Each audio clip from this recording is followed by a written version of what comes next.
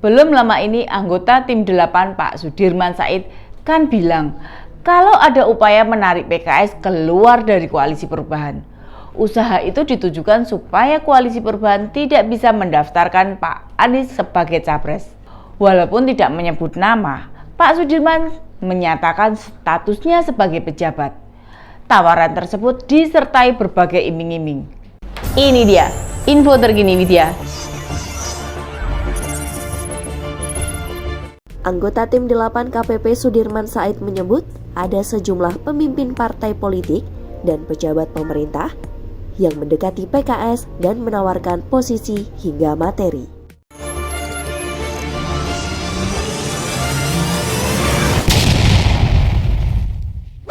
Tiba-tiba Pak Sandiaga membantah kalau pejabat yang dimaksud Pak Sudirman itu dirinya. Pak Sandiaga yang nawarin. Bagaimana mungkin itu dilakukan Pak Sandi? Yang mestinya dikonfirmasi itu malah Pak Sudirman. Bener nggak tuh tuduhannya? Dia kan bukan orang PKS. Kenapa dia yang menyampaikan? Kok bukan orang PKS? Kan tanda tanya besar itu. Kenapa Pak Sandi bukan orang yang dimaksud Pak Sudirman? Lah argumentasinya kuat banget. Pertama, Pak Sandiaga itu bukan ketua partai loh. Apa kekuatannya membujuki PKS keluar koalisi? Memangnya mau dibawa kemana?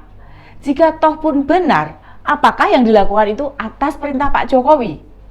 Jujur ya, kemungkinan itu kecil sekali. Tidak mungkin ada perintah begitu. Kedua, saat ini Pak Sandi juga tidak punya partai. Artinya, kalau berhasil menarik PKS out dari koalisi perubahan, mau disodorkan pada siapa? Ke PDI Perjuangan supaya mendukung Pak Ganjar. Halu banget ya bikinnya sampai ke sana. Dibawa ke Gerindra supaya mendukung Pak Prabowo. Lah Pak Sandiaga saja sudah keluar dari Gerindra. Kok malah nawarkan parpol lain? Apa mau disodorkan ke koalisi Indonesia Bersatu? Mereka sendiri belum punya capres. Dibawa ke sana, apa faktor yang mau ditawarkan?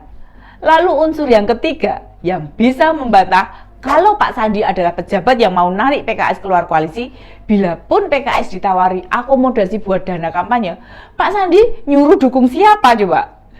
Wong dia sendiri belum punya partai, serta belum jadi kandidat terkuat cawapres. 3 alasan itulah yang jelas-jelas membuktikan tidak mungkin Pak Sandi bisa naik ke PKS, keluar koalisi perubahan. Apa yang disampaikan Pak Sudirman di podcastnya Pak Bambang Wijoyanto perlu dibuktikan dengan jelas. Siapa sih pejabat yang menemui PKS? Dan yang lebih penting, benarkah dia diutus beneran sama Pak Jokowi untuk menggoda, merayu, meminta PKS out dari sana? Wong juru bicara PKS Pak Ahmad Mabruri waktu ditanya soal ini malah nanya balik. Pak Sudirman mendapat informasi dari mana? Loh, bingung kan? Sebagai teman di koalisi perubahan, Pak Mabruri tinggal jawab ciri-ciri pejabat tersebut atau apa iming-imingnya. Bisa juga posisi yang ditawarkan ke PKS itu apa. Akhirnya Pak Sandi membantah tuduhan itu. Meski akhir-akhir ini sering komunikasi dengan PKS, tapi bukan untuk menarik keluar dari koalisi. Memparekraf hanya memberi ide dengan gagasan. Jadi bukan membegal. Fokus yang lebih banyak dikomunikasikan ide penguatan sistem ekonomi. Kita tentu paham, karena dia memang berlatar belakang pengusaha, maka penguatan ekonomi menjadi isu yang diperhatikan. Kasihan Pak Sandiaga loh, sudah mundur dari Gerindra, padahal posisinya di sana sangat terhormat.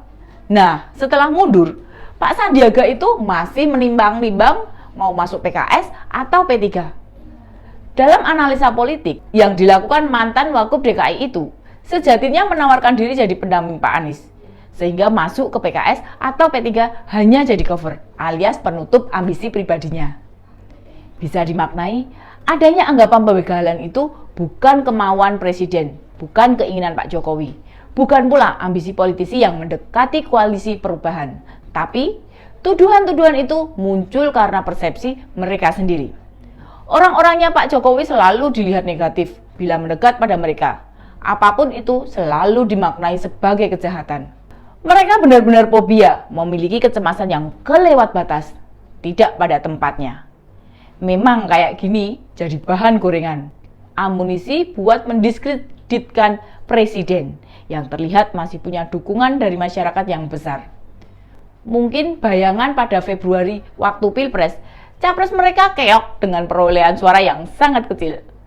Sebenarnya yang dijalankan Pak Sandiaga itu murni motif pribadinya, tidak ada yang memandu, mengarahkan apalagi menyuruh. Ya wajar seorang politisi bergerak mencari peluang kekuasaan. Itu sebagai hal yang lumrah, bukan yang istimewa. Cuma, langkah-langkah Pak Sandi jadi terlihat membahayakan jika dihubung-hubungkan dengan Pak Jokowi. Pak Sudirman memang sengaja membesarkan kiprah pribadi Pak Sandi yang aktif kesana kemari dikait-kaitkan dengan pemerintah. Mereka butuh dukungan, sehingga masyarakat melihatnya itu sebagai suruhan, bukan murni inisiatif pribadi. Ya, karena mereka pengen mengambil keuntungan dari aksi Pak Sandi ini. Kita yang orang biasa melihatnya sederhana. Target Pak Sandi itu jika bisa mendapat jatah dampingi Pak Anies, maka parpol barunya PKS. Namun, bila direstui dampingi Pak Ganjar, dirinya akan berlabuh ke P3. Kita melihat aksi-aksi menjelang pemilu dan Pilpres tahun depan kebanyakan dilakukan oleh partai politik. Hanya Pak Sandi sendiri yang berani melakukan secara individual. Sebenarnya ada nama lain yang melakukan aksi pribadi. Dia adalah Pak Erick Thohir. Tapi Pak Erick tidak melakukan dengan terbuka, serta tidak mencoba mendekati partai politik. Sebenarnya ada pribadi yang lain, mestinya harus kita dorong melakukan tarian politik. Sayangnya, beliau ini bukan orang ambisius. Misalnya, Pak Basuki Hadi Mulyono, Menteri PUPR, Pak Basuki Cahayapurnama alias Pak Ahok, Bu Tri Risma Harini, Bu Sri Mulyani, Pak Mahfud MD, dan lain sebagainya. Nama-nama tadi ada yang politisi dan ada yang profesional. Namun mereka bisa menjaga perilaku dengan baik. Kalau diajak jadi pendamping, sebenarnya juga potensial. Tapi yang dibutuhkan Pak Anies itu bukan hanya berlatar belakang politisi saja. Pintar melakukan akrobat politik, namun juga logistiknya mesti gede. Demikian info terkini Widya, sampai ketemu lagi di Ini Dia, info terkini Widya selanjutnya. Salam cerdas. Ini dia, info terkini Widya.